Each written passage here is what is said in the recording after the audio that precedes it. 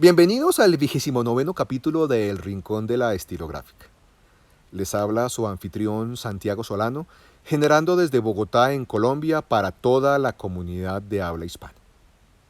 Con esta entrega, finalizamos la producción de este año 2020, caracterizado por la difícil pandemia del COVID-19, la cual ha generado muchos cambios en nuestras vidas. El canal no ha sido ajeno a estos cambios y nos costó trabajo adaptarnos a la nueva realidad. La cuarentena no solo contribuyó con restricciones de movilidad que a su vez interfirió con la consecución de plumas estilográficas para reseñas, sino que además generó traspiés al momento de realizar entrevistas en vivo con invitados especiales. Sin embargo, estas dificultades las transformamos en oportunidades de crecimiento y fue así como nos vimos obligados a virar a entrevistas virtuales, desarrollando así habilidades de conexión remota que fortalecieron las herramientas de comunicación con nuestra comunidad. Estamos gratamente sorprendidos con los resultados de este periodo difícil. En este año superamos los 850 suscriptores y nos acercamos a las 37.000 reproducciones. Logramos colgar en la red más de 180 minutos de contenido y nuestro público invirtió más de 100.000 minutos disfrutando de nuestros videos. En 2020, dedicamos gran parte de nuestro esfuerzo a la reseña de plumas estilográficas con plumín en oro y presentamos 20 piezas formidables de este metal en aleaciones de 14 y 18 quilates. Tuvimos además la colaboración de la Sociedad Colombiana de Urología y del reconocido canal de YouTube llamado De Plumas y Estilográficas, en las cuales desarrollamos conversatorios muy interesantes. En este último capítulo del año compartimos con ustedes una colaboración con el reconocido canal holandés Appelboom, el cual tuvo la generosidad de invitarme a su programa llamado Top 3 Pens, espacio en el cual se presentan influenciadores del campo de instrumentos de escritura, reseñando sus 3 plumas estilográficas favoritas. El video se desarrolla en inglés, pero basados en la fidelidad de nuestra comunidad hispanoparlante, tiene subtítulos en español.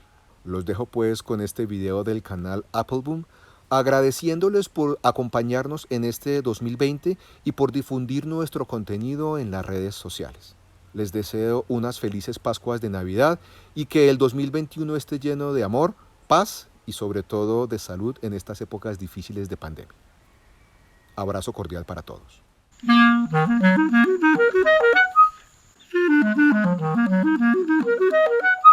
Hello and welcome to another episode of the Top 3 Pen series. My name is Joost Appelboom and every Monday we post a new video of the personal top 3 pens of penfluencers. If you don't want to miss out on a video, subscribe to our channel. This week we get to see the top 3 of YouTube pen reviewer Santiago Solano. His YouTube channel is called, and I'm sorry if I pronounced this wrong, El Rincón de la Estilográfica. That wasn't that bad, right? Well, the English translation is the Fountain Pen Corner. If you're interested in Spanish content about the writing community, you should definitely give Santiago a follow. And now, let's have a look at his top 3 pens.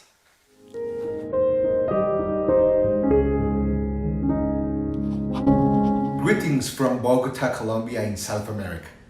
My name is Santiago Solano and I host a Spanish language YouTube channel called The Fountain Pen Corner, best known as El Rincón de la Estilográfica in Spanish. It is a great honor for me to be here on the Appelboom's channel, sharing with you my top 3 favorite fountain pens. Let's get into the topic. My third favorite is the Montegrappa Emozione fountain pen. The story of this pen in my collection has 2 faces, like the theater emblem. The sad one is facing the bankruptcy of the franchise of Montegrappa in my country. The happy one, on the other hand, is that this situation generated a huge sale of their products and I was extremely fortunate to obtain this fountain pen at a very affordable price. Once in my possession, this extraordinary pen became a treasure for me. This particular Italian piece is made of yellow cellulose with metalwork of 1925 sterling silver all over the body, the cap, and the clip. The little ball at the end of the clip makes it very easy to slip the pen into your pocket. Nice detail. The top of the cap has an 8-faced ring with the logo of Montegrappa. It has a big 18-karat gold nib beautified with embossed arabesque. It is a cartridge converter pen which delivers ink through its marvelous M nib in a fantastic smooth way. My second favorite is the Graf von Faber-Castell Intuition fountain pen. As the Montegrappa just described, this story is worth telling. It happens that my beloved wife always argues with me about little details. On top of this, I have a very stubborn personality, so when I think I'm right, I will die arguing with anyone. With this perfect and dangerous mixture, at one time we found ourselves arguing about which was the easiest and fastest way to find an address in Bogota. We end up betting about who was right, and the winner would get a fountain pen for me or a ring for her. The dispute was ended by my good friend Waze. Guess what happened? This particular German piece is made of grenadine wood, enhanced with platinum metal work all over its body and cap. It has an astonishing 18-karat gold nib with the Faber-Castell heraldry embossed. I absolutely love its filling mechanism because even though it is a cartridge converter one, the way you disassemble the pen to fill it is a dream. The wood of the body is unique in each piece and ages stunningly according to the hand that uses it. As expected, with this German brand, the nib performance is spectacular with a little bit of feedback that resembles the harmonious dance of the nib over the paper. And finally, my top choice takes us back to Italy with the Visconti Homo Sapiens Magma fountain pen.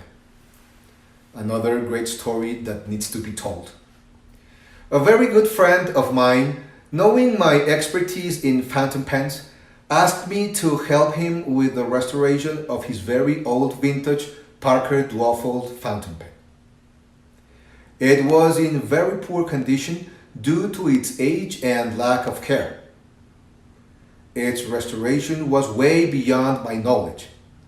We agreed to take the pen to a paintmaker, which unfortunately was not available in our country. The instrument was then taken to the Fountain Pen Hospital in New York City for a full restoration. They performed a superb job and returned the Parker Duofold almost as a new piece. But this action generated expensive consequences. When you are an addict of fountain pens, as I am, and you go into a splendid fountain pen shop like the Fountain Pen Hospital in New York City, you feel in heaven to be near fantastic pieces of writing, but also in hell because you don't have the money to buy what you want. On top of that, the great salesman in the Fountain Pen Hospital did a fantastic job selling me this marvelous piece of art and, of course, breaking my bank account. Yes, I accepted. I broke the bank. But at the same time, I own what I think is the holy grail of the fountain pens. The body and cape are made of actual lava that comes from Mount Etna in Italy. It has red metal work that wonderfully combines with the matte black color of the pen. The hook-safe mechanism for the twisting closing of the cap, patented by Visconti, is a noticeable characteristic. The vacuum pump filling system works very nice and holds a decent amount of ink. But what really blew my mind with this writing instrument was its nib. Gorgeous 21-karat palladium nib, which delivers a very generous amount of ink onto the paper. It is a broad nib with an insane writing experience. It is like writing with a hot knife over butter. For me, the smoothness of this instrument has no equal up to this time.